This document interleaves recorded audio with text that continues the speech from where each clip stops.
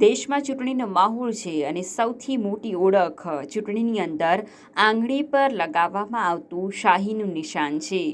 આજે આ શાહીના નિશાન વિશે વાત કરીશું, કારણ કે આ એવું નિશાન છે જે તાત્કાલિક ભૂંસાતું નથી, પરંતુ તમે જાણો છો કે ચૂંટણીમાં ધાંધલ ધમાલ રોકવા માટે વિશ્વાસનું પ્રતીક તેને ગણવામાં આવે છે.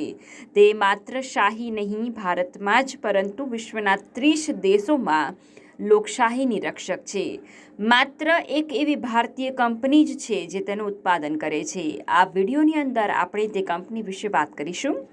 આ કંપનીનું નામ છે મૈસૂર પેઇન્ટ્સ અને વાર્નિશ. 1962થી આ શાહીના એકમાત્ર સપ્લાયર છે.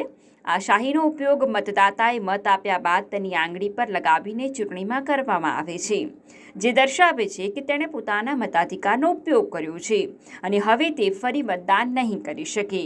પરંતુ આ શાહીની વાસ્તવિક સ્ટોરી 1937થી શરૂ થાય છે.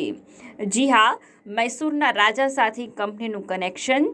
મૈસૂર પેઇન્ટ્સ એન્ડ વાર્નિશ કંપનીની રચના 1937માં મૈસૂર રાજ્યના તત્કાલીન મહારાજા નલવડી કૃષ્ણરાજા વાડિયાર દ્વારા Mysore lakh and paints worker તરીકે કરવામાં આવી હતી. તે સમયે મૈસૂર અને નાગરહોલના જંગલોમાંથી એકત્ર કરાયેલા આ એકમમાં લાખ બનાવવાનું કામ કરવામાં આવતું હતું. તેનો હેતુ સ્થાનિક લોકોને લાખ એકત્ર કરવાનું કામ આપવાનું હતું. તે સમયે લાખમાંથી બંગડીઓ બનાવવામાં આવતી હતી. ભારતીય રેલવે અને ભારતીય પોસ્ટ આ લાખની મદદથી બનેલા મીણથી પરબીડિયાઓ અને પાર્સલને સીલ કરતી હતી.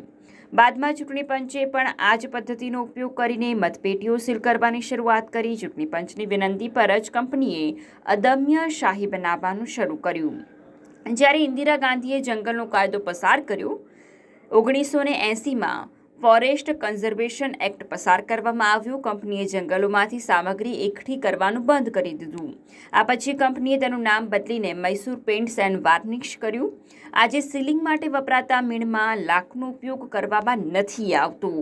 જો કે કંપની હજુ પણ કેટલીક કુદરતી પોલિશ બનાવે છે, જેમાં રોઝવુડ અને ટીકવુડથી લઈને વૃંદાવન આલ્કોહોલિક પોલિશનો સમાવેશ થાય છે.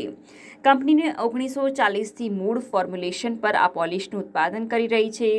30 દેશોની ચૂંટણીઓ આ કંપની પર વિશ્વાસ કરે છે. આ કંપની ચૂંટણી નિષ્પક્ષ રાખવા માટે તેની અદમ્ય શાહી માત્ર ભારતમાં જ નહીં, પરંતુ વિશ્વના 30 દેશોમાં નિકાસ કરે છે. Thailand, Singapore, Nigeria, Malaysia, Cambodia અને દક્ષિણ આફ્રિકાનો પણ સમાવેશ થાય છે. બીજી એક ખાસ વાત આ વિડીયો થકી આપ જાણી લો. શાહીની ફોર્મ્યુલા અમુક પસંદગીના કર્મચારીઓને જ કહેવામાં આવે છે અને તે તેમના નિવૃત્તિ પછી જ તેને પાસ ઓન કરે છે. તેનું ઉત્પાદન સરકારી અધિકારીઓની દેખરેખ હેઠળ થાય છે અને આ શાહી બનાવવા કંપની 100થી પણ વધુ લોકોને રોજગારી આપે છે.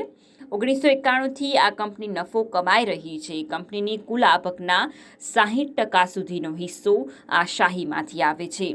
વર્ષ 2016-17ની અંદર કંપનીએ ₹6.18 કરોડનો નફો કર્યો હતો. આવી જ ઇન્ટરેસ્ટિંગ માહિતી માટે આપ જોડાયેલા રહો. અમારી YouTube ચેનલ સાથે સબસ્ક્રાઇબ કરો અને સાથે જ શેર કરવાનું ભૂલતા નહીં.